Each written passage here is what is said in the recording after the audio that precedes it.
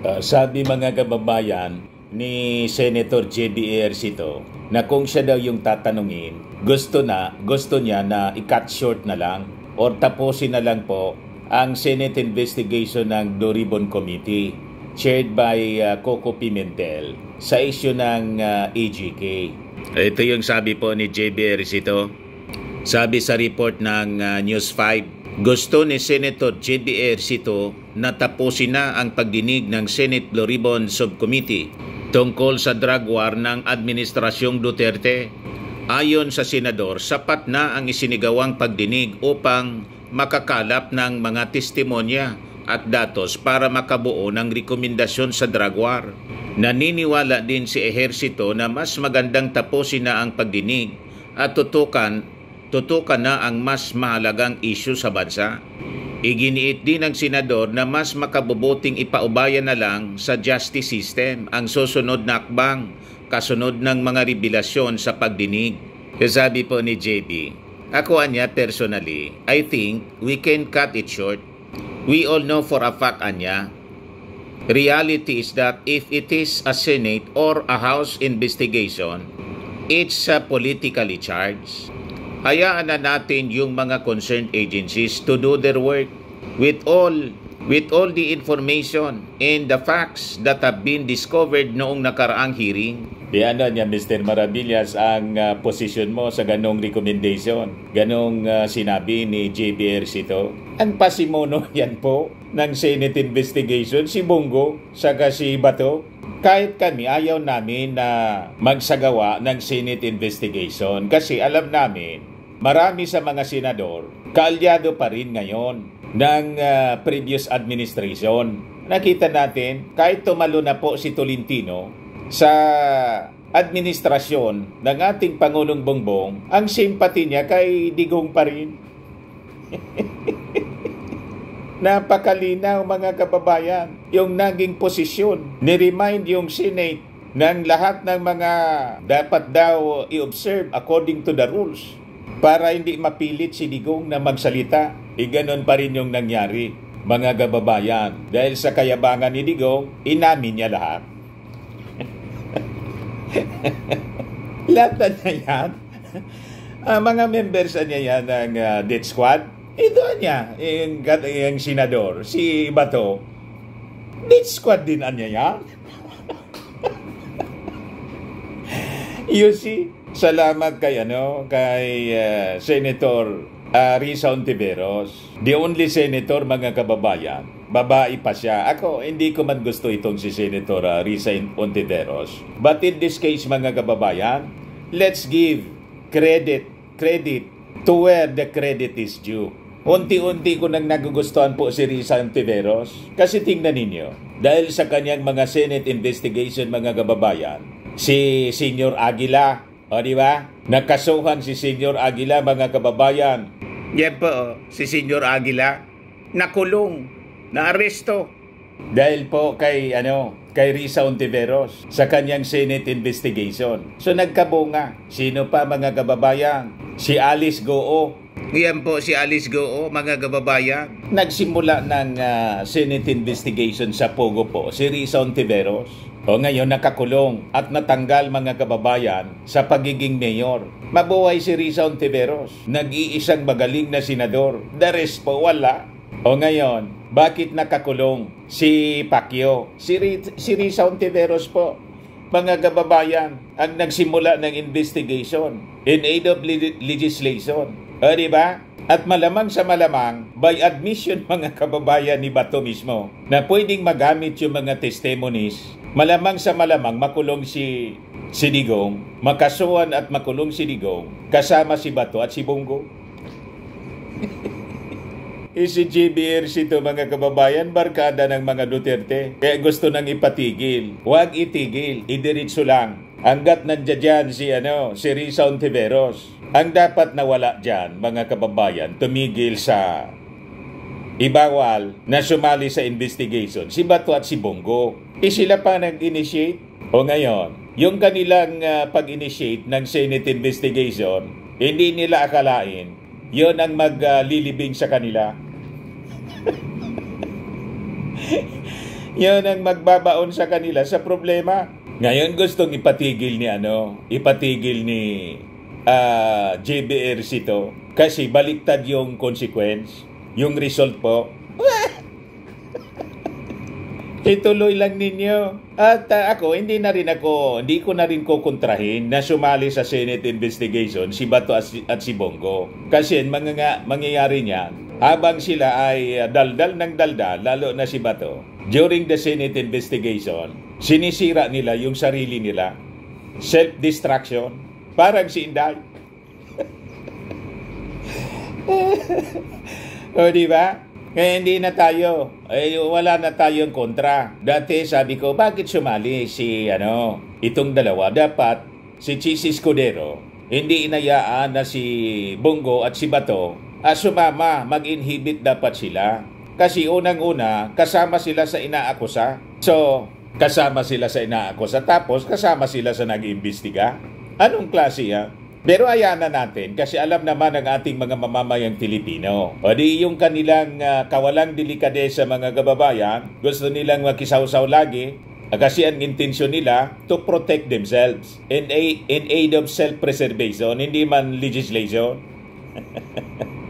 O di hayaan na natin sila na mag-self-destruct during the Senate investigation. Di ba? O ito, mga kababayan,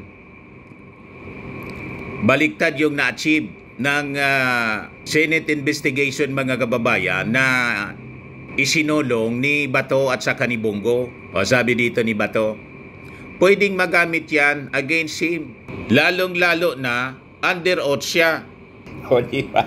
Kayo ang kayo yung author, kayo nag-file ng resolution, si Bato yung author at suportado mo. O diba? O yung Senate investigation na kayo yung utak para sana i-whitewash yung mga kinasangkutan ninyong katarantaduhan sa AGK, baliktad yung naging epekto para kayong tumalon sa kumunoy. Hindi papayagan ng Diyos ang ganyang mga masamang intensyon. Sinubo ninyo yung sarili ninyo.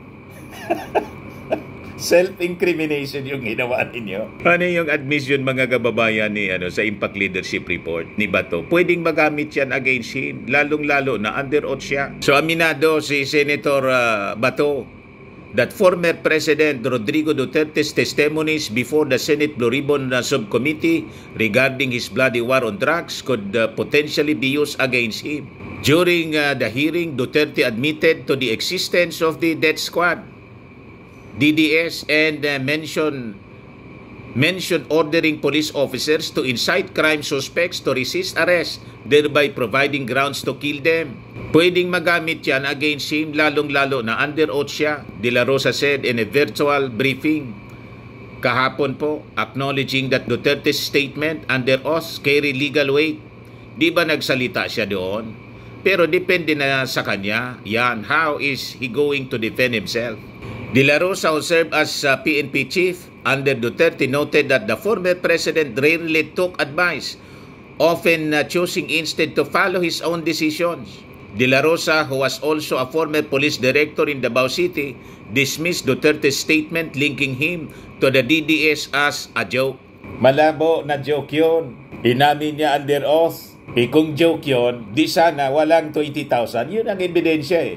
Ang ebidensya po, the reality. Ano nangyari? More than 20,000 or close to 30,000 ang namatay po sa AJK, tokang-tokang war on drugs. So yun ang ebidensya. On record, 6,000 daw. 6,300 yata yon. Ang official records ng PNP. Madaling sabi, dinoktor nila. O sabihin natin na 6,300. Kung nanlaban yon, sabi nga ng mga abogado, sabi doon mismo sa Senate hearing, nasaan yung weapons, nasaan yung mga baril na ginamit sa panlalaban, i-present ninyo. Malamang wala sila, mga kababayan, na maipipresenta yung PNP. So, ang ibig sabihin, ginawa nila ng kwento para i-justify sa police report ng laban.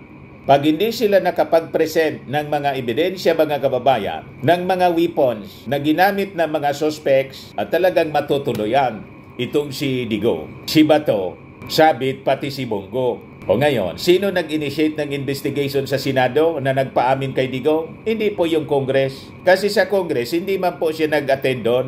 Ayaw mag-attend ni Digong. Gumawa ng palusot na may sakit daw siya. Nang mag-initiate si Bongo ng Senate investigation para daw manap ang katotohanan, lumabas yung katotohanan, ayun, lumabas nga. Biglang nasabi, mga kababayan ni Digong, ang katotohanan, itinuro niya, nilaglag niya yung mga tao niya. Si Bato, pati yung mga inira. Lahat niya yan. Lahat sila death squad. Ayun. Di ba, mga kababayan? Talagang, ang tingin ko po, gumalaw na yung ating Panginoong Diyos, the Holy Spirit, na udyukan, mga kababayan. Itong si Digong, nasabihin na yung totoo para kanyang panagutan. O di ba? Siya mismo ang nag-initiate ng investigation po. Si Bongo. Kung hindi kayo nag-initiate ng investigation, suportado ni Bato, hindi sana nakapagsalita ng ganon si Digong na magagamit na ebidensya laban sa inyo.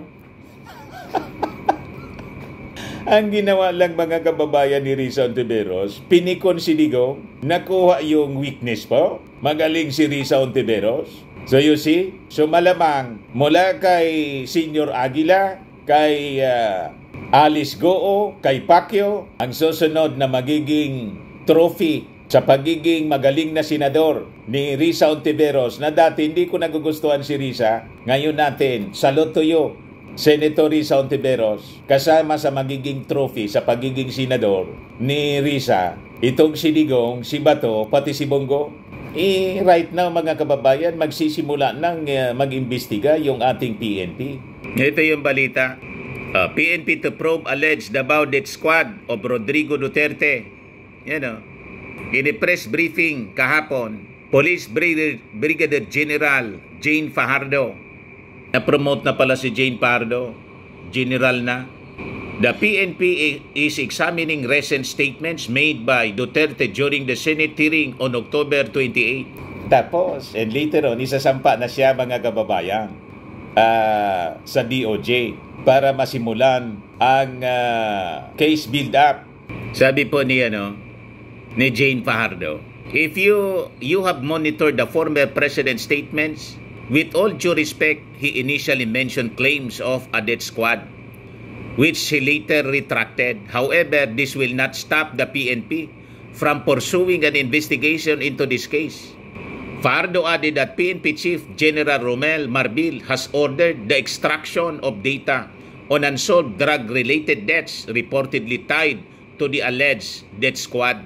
Sabi po ni Fajardo, the PNP will avoid giving preferential treatment if evidence points to the involvement of a former high-ranking police official. Hindi nila sasantuin si Bato po. Malamang sa malamang, kung ano ang inabot ni Pacquiao, yun din ang abuti ni Bato, ni Digong, saka ni Bongo. Magsasama-sama sila, mga kababayan.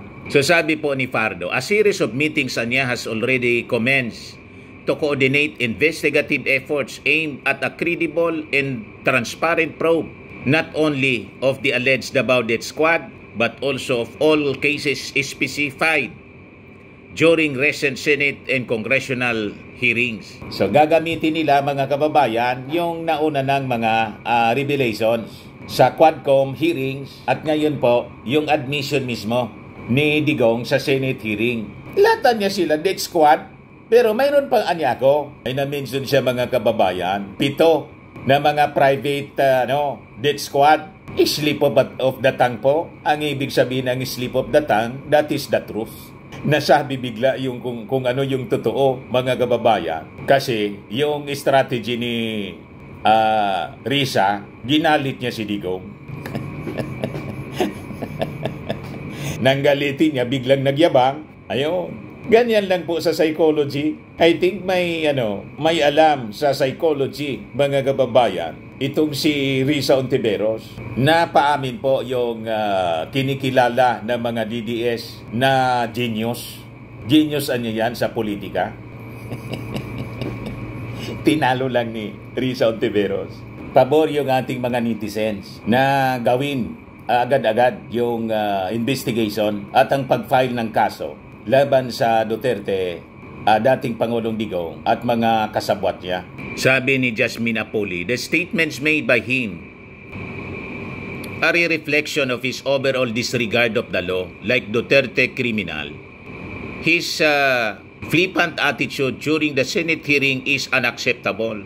It's essential for the PNP to hold him accountable for this behavior. The nation deserves a leader who values integrity. Sabi ni Hamilia Tuazon, seeing him at the Senate was frustrating, especially with Duterte criminal's latest remarks. His lack of accountability in his statements is troubling. The PNP must recognize the potential fallout from his words. We need a leader who embodies responsibility and respect. Sabi ni Tricia May Hidalgo, the fact that the PNP is examining Duterte criminal's statements now is both amusing and infuriating. They have had years to do this, and the recent awakening raises serious questions about their priorities and motivations. Hindi man ito ginawa noong previous administration kasi yung PNP hawak ng dating Pangulo. Siyempre, walang mag-initiate sa leadership ng PNP. Pero ngayon, bagong administration, so may lakas ng loob yung ating mga kapulisan na gawin yung kanilang trabaho. Noon, ginawang killing machine po ang PNP. Sa admission mismo ni Colonel Joby Espinido, tinawag niyang biggest criminal syndicate yung PNP during the Quadcom investigation. Sabi ni Raymond Prudente, in the interest of justice and fairness, it's essential that the current Marcos administration take meaningful steps to address the impact of the Duterte administration's war on drugs, particularly for the innocent victims. This would not only help restore public trust but also signal a commitment to human rights in the rule of law in the Philippines. To achieve this, the administration could prioritize transparent investigation into the allegations of extrajudicial killings or EJKs, ensure accountability for implicated officials, and provide support and reparations for victims' families. Strengthening collaboration with the international bodies in addressing ICC concerns could also reflect a dedication to international human rights standards. Comprehensive action would demonstrate a genuine commitment to justice for victims and set a strong example of accountability and reform. Justice delayed, justice denied. Ang sabi, mga kababayan, sa latest na balita sa ICC, yung ICC is closely monitoring yung mga developments dito po, lalo yung Senate hearing in Quadcom. Yan po. The office investigation are built from a wide range of sources. In this light, the office follows developments in the Philippines closely as their relevance for its ongoing investigation, sabi po ng ICC. Kahapon lang po ito, mga kababayan. At sabi ni Nery Colmenares, Attorney Nery Colmenares, they're expecting that before the end of this year, baka magpalabas na daw po ng warrant of arrest laban kay Digong ang ICC. Yan po. After Senate hearing, ICC may issue arrest warrant against Duterte before end of 2024, sabi po ng ex-Solon, si Nery Colmenares. Sabi niya, he would not be surprised if the ICC issues a warrant of arrest against Duterte before the year ends, which would signal the beginning of trial. The ICC is investigating Duterte's war on drugs for alleged crimes against humanity. Sabi po ni Colmenares, pagkasabi niyang udyukan mo para kunwari ng laban, libo-libo ang namatay. Yon yung isa sa mga dahilan kung bakit napakalakas ng kaso against President Duterte sa ICC. And I would not be surprised if the ICC will terminate its investigation soon and issue a warrant of arrest against President Duterte at least siguro before the end of this year. President Duterte will be the first Asian to be tried in the ICC, sabi po ni Colmenares. So yun, mga kababayan. So mangyayari niyan, parang si Pacquiao nga, may kaso sa Amerika, may kaso dito sa lokal, sa Pilipinas. So si Digong ganun din kasi nagsisimula na na mag-imbestiga sa Davao Death Squad yung ating PNP. And with that statement na umamin siya na inuudyukan niya yung mga pulis para manlaban, ma-justify yung EJK. Magagamit yon mga kababayan ng ICC mismo. At by admission mismo ni Bato na yung mga statements, testimonies ni Digong kasi under oath, magagamit laban sa kanya. Kasama siya doon. Siya yung Chief of Police PNP Director General. Ayan man lang po mga kababayan, ako po si Dante Maravillas. Bye-bye. God bless.